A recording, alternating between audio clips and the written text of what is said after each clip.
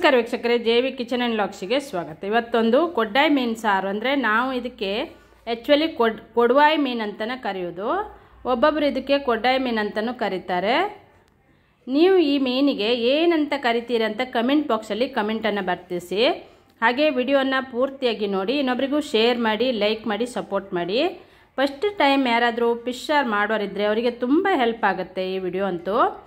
ಹಾಗೆ ಸಬ್ಸ್ಕ್ರೈಬ್ ಆಗಿಲ್ಲ ಅಂದರೆ ಸಬ್ಸ್ಕ್ರೈಬ್ ಮಾಡ್ಕೊಂಡು ನೋಡಿ, ಬೆಲ್ ಬಟನನ್ನು ಕ್ಲಿಕ್ ಮಾಡಿ. ನಾನು ಮಾಡುವ ರೆಸಿಪಿಯ ನೋಟಿಫಿಕೇಷನ್ ಫಸ್ಟ್ ನಿಮಗೆ ಬರುತ್ತೆ. ನಾನಿಲ್ಲಿ ಸಿಂಪಲ್ಲಾಗಿ ಕೊಡ್ಡಾಯಿ ಮೀನು ಸಾರನ್ನು ಮಾಡಿದ್ದೆ, ತುಂಬ ಟೇಸ್ಟಿಯಾಗಿ ಬರುತ್ತೆ ನೋಡಿ. ಸ್ವಲ್ಪ ಕೊಡ್ಡಾಯಿ ಮೀನಿದೆ ಇಲ್ಲಿ. ಈ ಮೀನಿಗೆ ನೀವು ಯಾವ ಹೆಸರಿನಿಂದ ಕರಿತೀರಿ ಅನ್ನೋದನ್ನು ಕಮೆಂಟಲ್ಲಿ ನನಗೆ ಬರ್ತಿಸಿ. ನಾವು ಇದಕ್ಕೆ ಕೊಡ್ವಾಯಿ ಮೀನು ಅಂತಲೇ ಕರೆಯೋದು.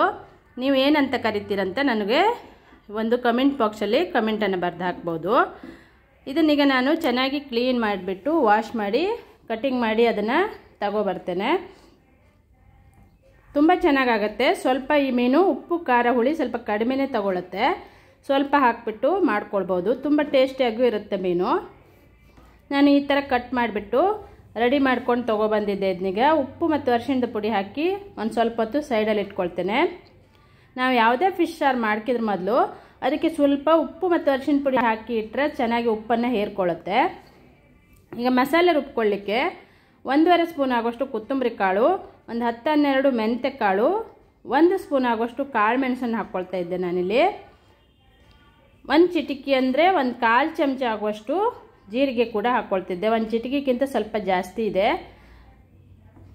ಒಂದು ಈರುಳ್ಳಿ, ಒಂದು 4-5 ಎಸಳು ಬೆಳ್ಳುಳ್ಳಿ, ಒಂದು 7-8 ಬ್ಯಾಡಗಿ ಮೆಣಸಿನ್ಕಾಯನ್ನು ಹಾಕ್ಕೊಂಡಿದ್ದೆ. ಸ್ವಲ್ಪ ತೆಂಗಿನಕಾಯಿ ತುರಿ, ಒಂದು ಸಣ್ಣ ನಿಂಬೆಹಣ್ಣಿನ ಗಾತ್ರದ ಹುಣಸೆ ಹುಳಿಯನ್ನು ಕೂಡ ಹಾಕ್ಕೊಂಡಿದ್ದೆ ನೋಡಿ. ಉಪ್ಪು ಹುಳಿ ಖಾರ ನಿಮ್ಮ ಅನುಗುಣಕ್ಕೆ ತಕ್ಕಂತೆ ಹೆಚ್ಚು ಕಡಿಮೆ ಮಾಡ್ಕೊಳ್ಳಿ.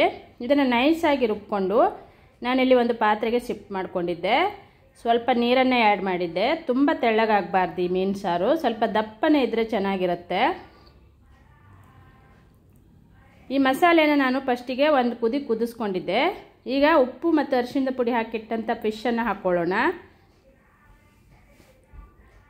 ಹಾಕ್ಬಿಟ್ಟು ಚೆನ್ನಾಗಿ ಇದನ್ನು ಮತ್ತೆ ಕುದಿಸ್ಕೊಳ್ಬೇಕು.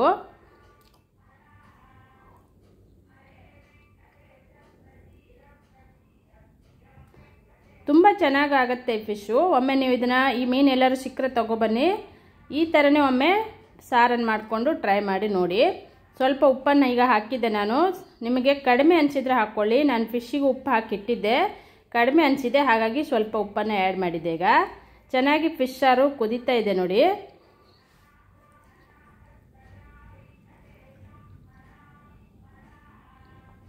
ನೋಡಿ ಎಷ್ಟು ಚೆನ್ನಾಗಿ ಕಾಣ್ತಾ ಇದೆ. ಹಾಗೆ ಟೇಸ್ಟು ಕೂಡ ಹಾಗೆ. ಈ ಥರ ಫಿಶ್ ಸಾರು ಮಾಡಿಕೊಂಡ್ರೆ ಸಿಂಪಲ್ಲಾಗಿ ಇದೆ, ಹಾಗೆ ಈಸಿಯಾಗಿ ಪಟಾಪಟ್ ಅಂತ ಮಾಡ್ಕೊಳ್ಬೋದು.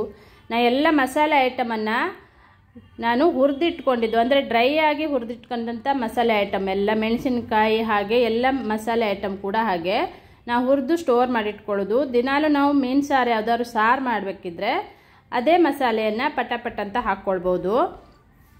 ಹಾಗಾಗಿ ನಾನು ಅದನ್ನು ಡ್ರೈ ಆಗಿ ಹುರಿದು ಒಂದು ಸ್ಟೋರ್ ಮಾಡಿ ಇಟ್ಕೊಂಡಾಗ ಮಾಡುವಾಗ ಈಸಿಯಾಗಿ ಹೋಗುತ್ತೆ. ನೋಡಿದ್ರಲ್ಲ ಎಷ್ಟು ಈಸಿಯಾಗಿ ಫಿಶ್ ಸಾರು ರೆಡಿಯಾಗಿದೆ. ಈಗ ಕೊಡ್ಡಾಯಿ ಮೀನು ಸಾರಿದು. ನೀವು ಒಮ್ಮೆ ಇದೇ ಥರ ಟ್ರೈ ಮಾಡಿ ಹೇಗಾಗಿದೆ ಅಂತ ಕಮೆಂಟ್ ಬಾಕ್ಸಲ್ಲಿ ಕಮೆಂಟನ್ನು ಬರ್ತಿಸಿ. ಹಾಗೆ ಫಿಶ್ ನೇಮನ್ನು ಕೂಡ, ಹಾಗೆ ಫಿಶ್ ಹೆಸರನ್ನು ಕೂಡ ಕಮೆಂಟಲ್ಲಿ ಬರ್ತಿರಿಸ್ಬೇಕು. ವಿಡಿಯೋನ ಪೂರ್ತಿಯಾಗಿ ನೋಡಿದ್ದಕ್ಕೆ ಥ್ಯಾಂಕ್ ಯು.